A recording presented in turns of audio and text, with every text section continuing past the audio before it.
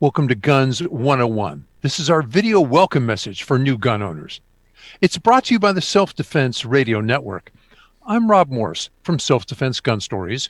My partners are Charlie Cook from Riding Shotgun with Charlie, and the guy behind the curtain doing the heavy tech lifting to make all this happen, that's Paul Lathrop from the Polite Society podcast. We're interviewing Yehuda Remer. He's a child's author. He's written several child's books about firearm safety, guns in the home, particularly as it applies to young kids. I think there's even a coloring book that I can understand. Yehuda, millions of people brought a gun into their home and we cut them short. They didn't get a chance to take all the firearms classes they'd normally take, go to the range with a friend, find out how things work while they're standing next to somebody who knows. How do we bring guns into our homes safely? Well, the first thing you have to do is understand that a gun is a tool, and that really I find is the key to beginning firearms education. Is just like an oven or cooking knives or stoves or other dangerous things that we might have around the house, and that we teach children about that those things could be detrimental at a young age. Firearm safety is no different. Guns are tools, and to understand that will be the first step to furthering the educational process in gun safety.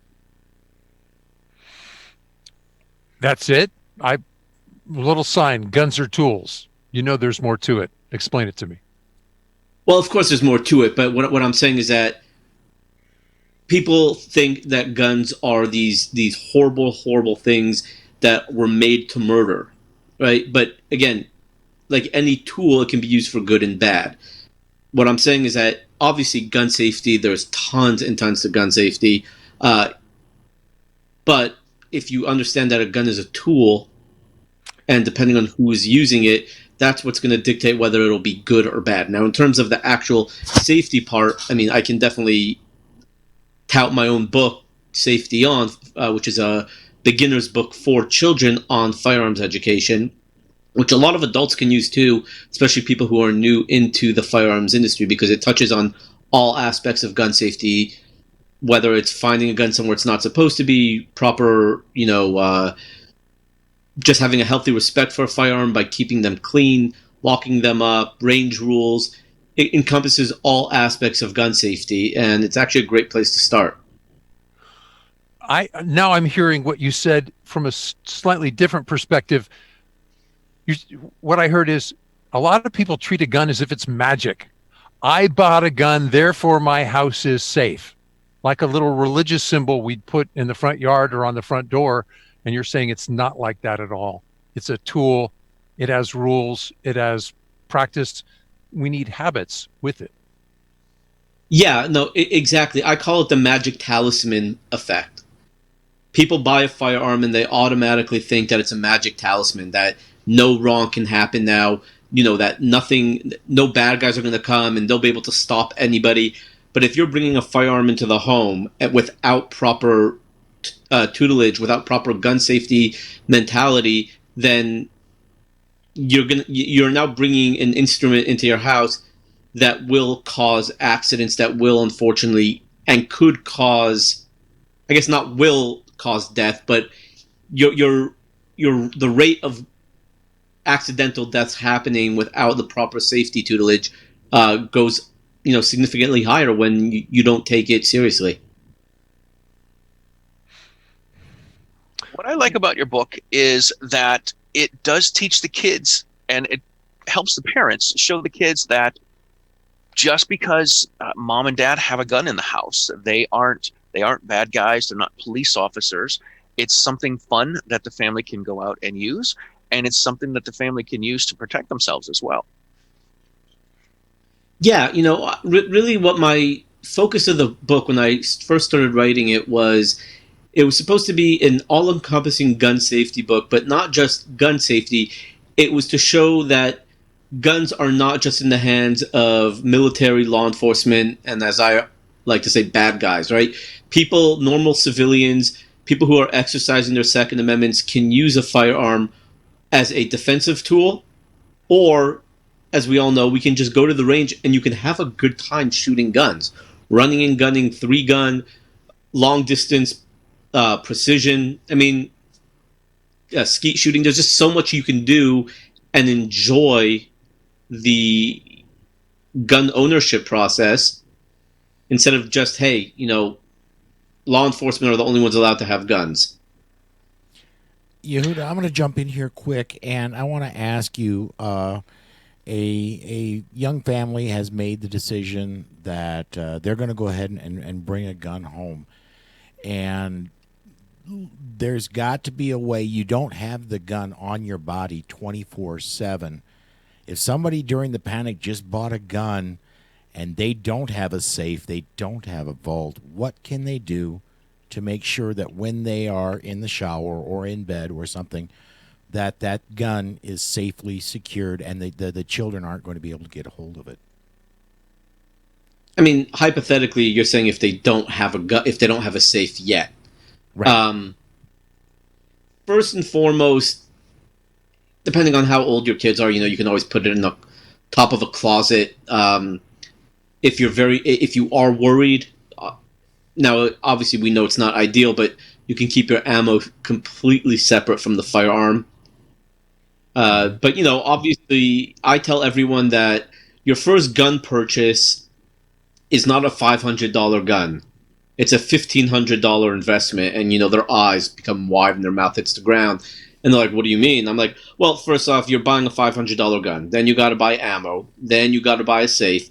Then you got to get a good holster. Then you got to go to maybe get a range membership and start practicing." I said, everything after that is not going to be as bad unless you get gun fever and have to buy 1,000 guns. But your initial investment is $1,500. So my guess is that most people who bought guns for the first time over the last, 2 months definitely looked into getting a safe. I know Amazon has a ton of safes that you can use.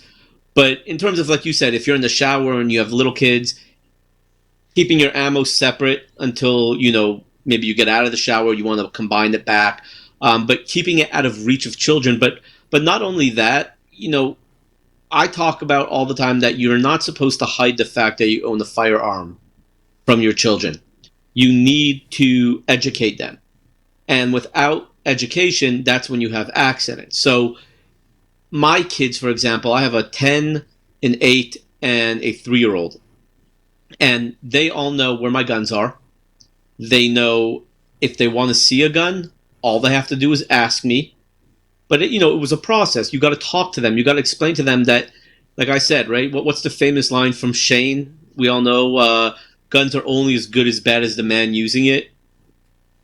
And that's really what it comes down to, is that it really is only as good as bad as the man using it. If you can show your kids that guns are not bad, but like I said earlier, they are just tools, and say, hey, look, you want to see my dad? You want dad's gun, mom's gun? No problem. Take that opportunity. Show them that it's that the chamber's clear, no magazine in. Have them be part of the process in education. That way, you're taking away the cool factor.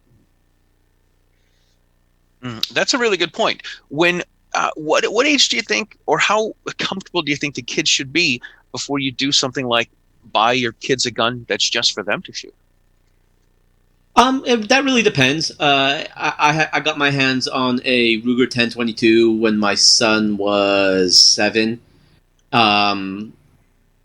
Right when he turned 8, I took him to the range, and he's been a gun fiend ever since. I mean, he loves going shooting. He's gone skeet shooting. He shot my AR, my Glocks, all my 9s. I mean, he absolutely loves it, and he's 10 years old. And I've been